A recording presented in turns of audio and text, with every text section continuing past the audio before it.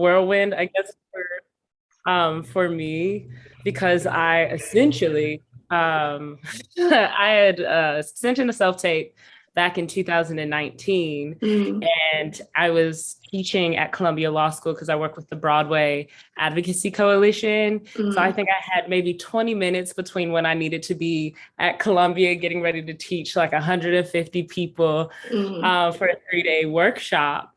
And a friend of mine came in and was like, yeah, I made a post on Instagram. I was like, yo, I don't have a reader for this self tape. It's really quick. It's like a minute and 30 seconds, 3 scenes. Like, I just need help. And I mm, sent it in, and I didn't hear anything for like 5 months, which, happens with so many of our auditions in this industry. You'll send mm. something in and be like, girl, I did that.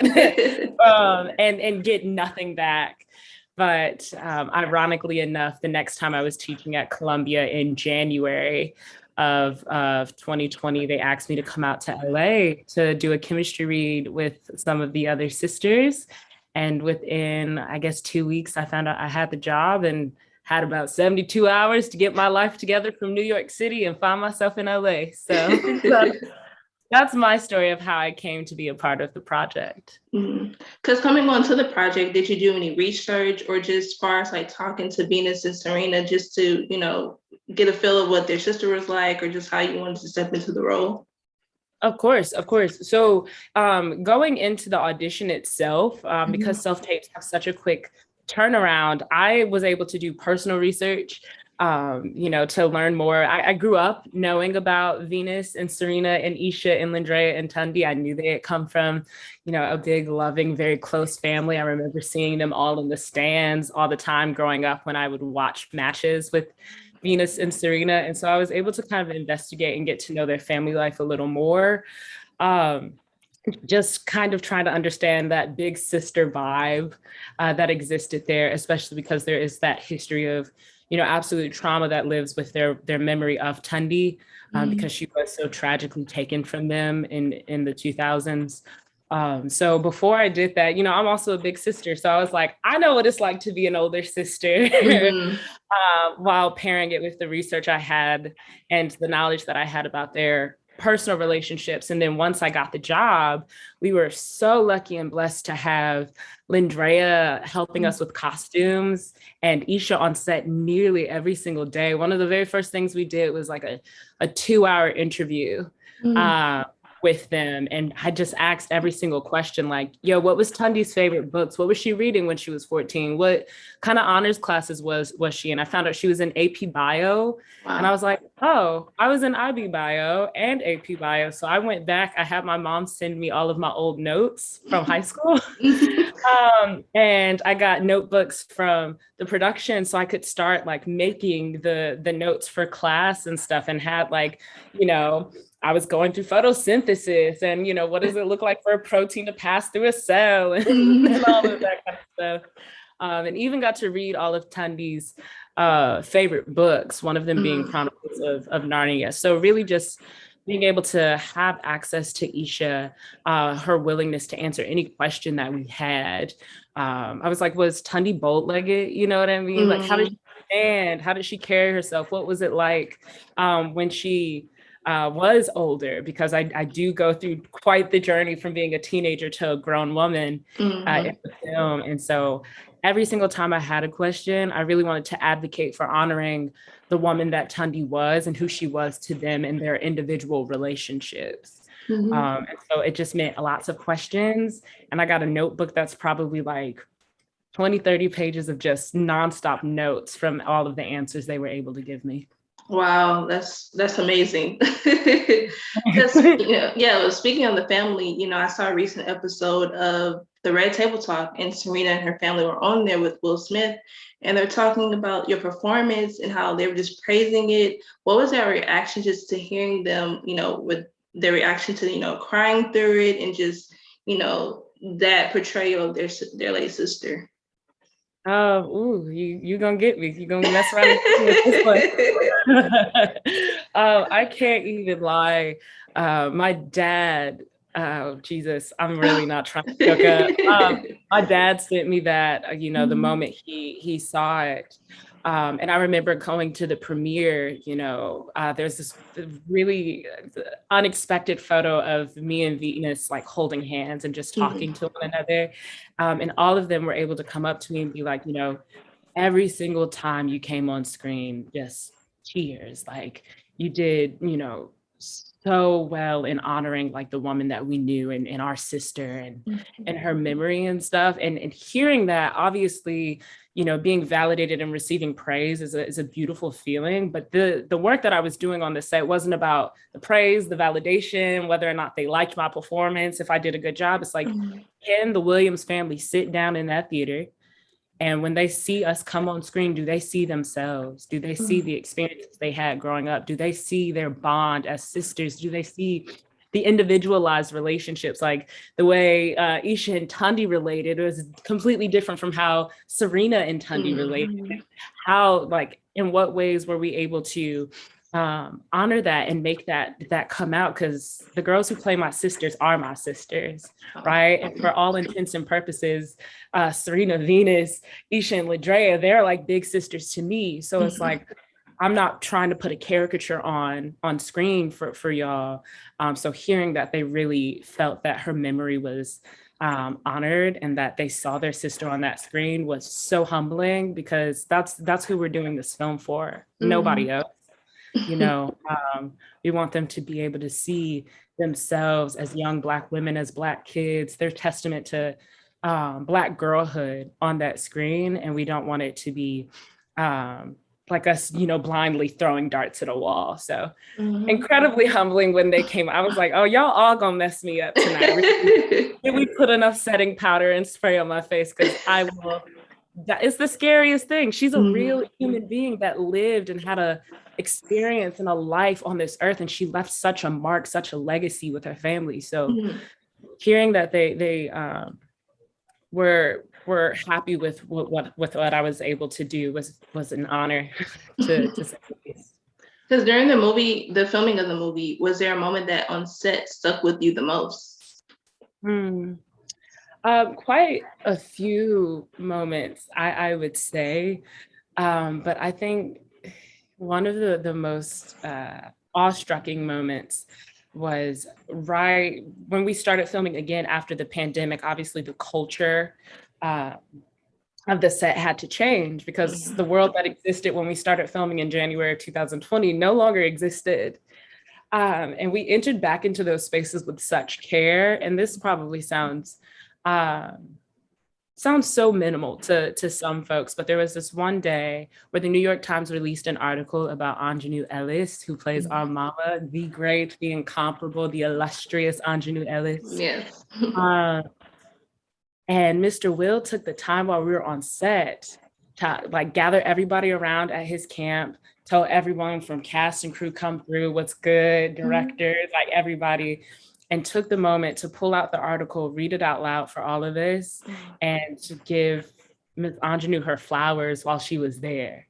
Wow. Give her a gift, and was like, so often, I'm gonna butcher his quote, but it's something I even put in his rap gift. Mhm. Um, that so often the work that we do goes unnoticed and unseen, and it's not that we do this work to be seen, but sometimes it's nice for folks to acknowledge the work that we do, and Mhm. we need to acknowledge the work that Miss Anjanou has done for our industry. And I can Mhm. say wholeheartedly, Anjanou Ellis changed my life. She taught me how to advocate for myself as a human being, for myself as a young Black woman in this industry, for myself as a character. When I'm portraying human beings in a film, how to Mhm. speak up for the story, and how to make room for myself. She's one of the reasons I decided to go with my full name for my professional work. And the Mhm. same for Mr. Will. He just takes such good care of us, and he took such good care of us this entire process. So I think that moment will stick with me for the rest of my life. Because speaking of that, I was going to ask you too, just how was it working with everyone on set and just having that experience together? Mm. It was so much fun. I'm not even gonna lie. became such there's something interesting in this industry. This is my first major motion picture. Mhm. And so not the first time I worked on a film set, but I definitely come from more of a theater background. And there's this culture of community that exists in theater pretty often, pretty naturally, because Mhm. everyone works in such tight spaces. And the idea that when you get to the, film and television, it's so blown up and everyone's all separate. And that's not what this was. It was watching the masters and the titans of our industry do what they do best in their prime, just kind of like, wow, that's Will Smith, and I call him Mr. Will now. Okay, right. And he's over here like coming up behind me, like grabbing me on my shoulders, like boo. And it's like, what? You're Will Smith. Like, why are you touching my shoulder, sir? Excuse me. Hello. Um, and the same goes for Miss Anjanou and John Bernthal, Tony Goldwyn, Sanaya, Demi, Danielle. Everyone worked as such a family and such a community, and it never felt like there was a hierarchy of experience. Everyone was treated as equal. I don't care what your role was on set. Everyone was treated with respect and as if they were on the same playing field, and we don't get that super often. It's not necessarily the status quo or the norm. So to see that in real time gave me something to look forward to, because that's how I'm going to carry myself on any set that I walk on or any, production that I'm a part of going forward, especially because we did this over the course of a year. That's a long time to spend with some people. Mhm. And for us to be able to see each other as the human beings as like that we are, I think is so beautiful, because it gave us more room to explore, to try new things, to be unafraid, to ask questions when we were like, are we telling the story, to try something new, even if it wasn't on the page. That kind of permission, I think, only exists if a culture of care is built in to the workspace from day one. And that's exactly what everyone in this project did. Because what's one takeaway that you hope young girls and boys can learn after watching this film? Absolutely. That's a good question.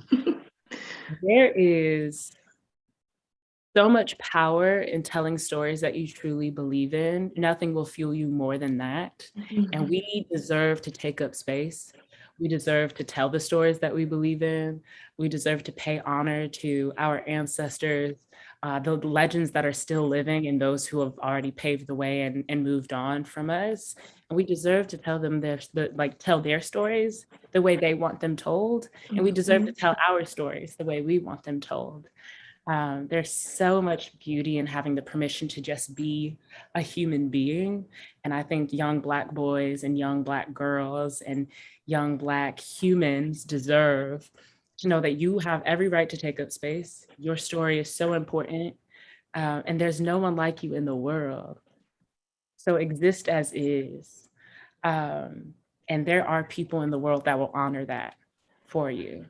And I think that this is what this story, this film really encapsulates, is there is no one like Venus, there is no one like Serena, there is no one like Tundi, Lindrea, Isha, there's no one like Miss Oracene Price, baby, okay? And there's definitely no one like Richard Williams and Rick Macy, and there's no one like these people, and they were able to see one another as humans and make way for two of the greatest sports players of all time.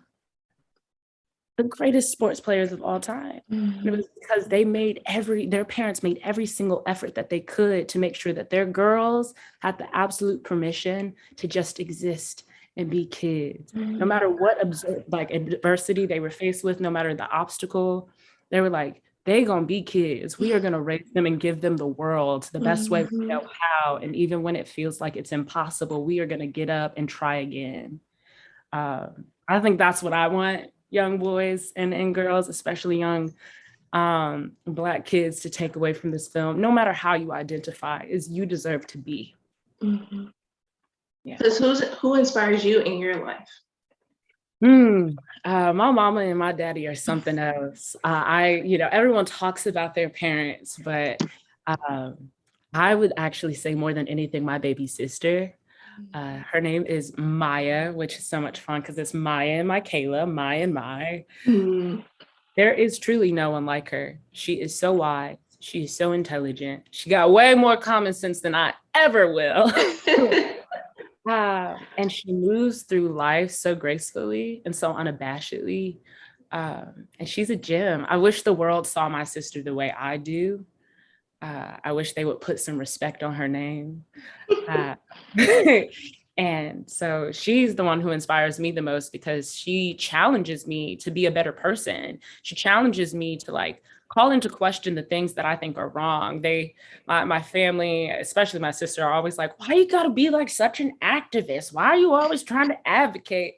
And I don't think my little sister understands how much she's taught that and born that within me. Because I've watched her my entire life. We're 6 years apart. So she's definitely like, she's younger than me.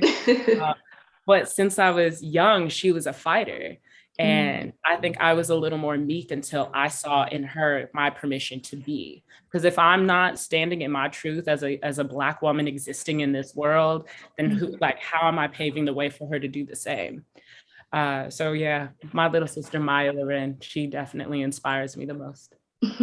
As we approach, the holidays with Thanksgiving coming up, well, tomorrow, and Christmas, what are you most thankful for this holiday season? Ooh, I am thankful for the breath that is in my lungs. It has been a wild few years, and we have lost so much. There's so much grief that exists in the world, so much pain. I am celebrating the victory that was the verdict that we've received today, and reminded that it is already such a risk to exist in the body that I take up space in. And this world has taught me and others to hate those who look like me. So every day that I have the opportunity to breathe is an opportunity to change the world, to tell a new story, to write a new portion of history.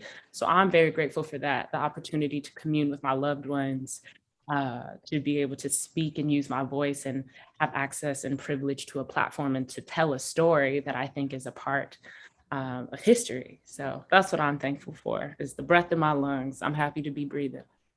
Exactly, for sure. Besides with the success of King Richard, are there any other projects you're doing in the upcoming future or next year? Yeah, so something hasn't been quite announced yet, but it will be the world premiere of a new theater thing, which I'm really excited, so excited about. I love being on stage. And I am also working with the Broadway Advocacy Coalition, as I have been for the last few years.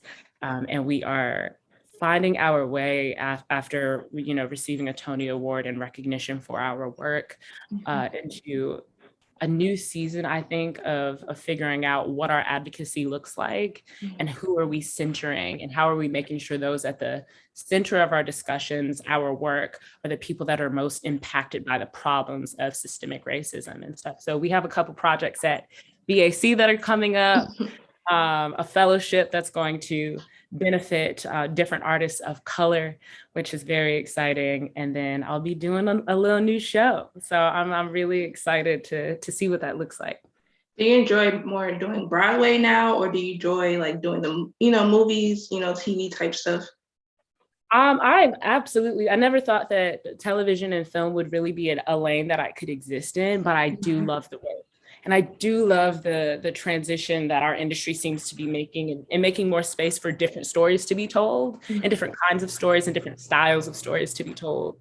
So while I come from a theater background and will always like cherish it and like cast me in your Broadway play tomorrow, baby, like let me know. You need me in New York, I will be here. I really am excited to see what LA holds for me. And see what kind of, films and new works we can have and new TV shows, because I would like to change the way Black women are represented in media. And there are so many incredible, illustrious Black women that are paving the way for me to be a part of that conversation now. So I'm hoping I can crack that door open a little more, because it's, some people are already in the room. So it's like, okay, so once I come in, like everybody, come on, let's go. Exactly. Change the game. So yeah. Well, thank you so much. Of course. Where is the buzz? Oh, yeah. Where is the buzz? You said We used to be was a singer group. mine, Oh, mine. where is the buzz? Ooh.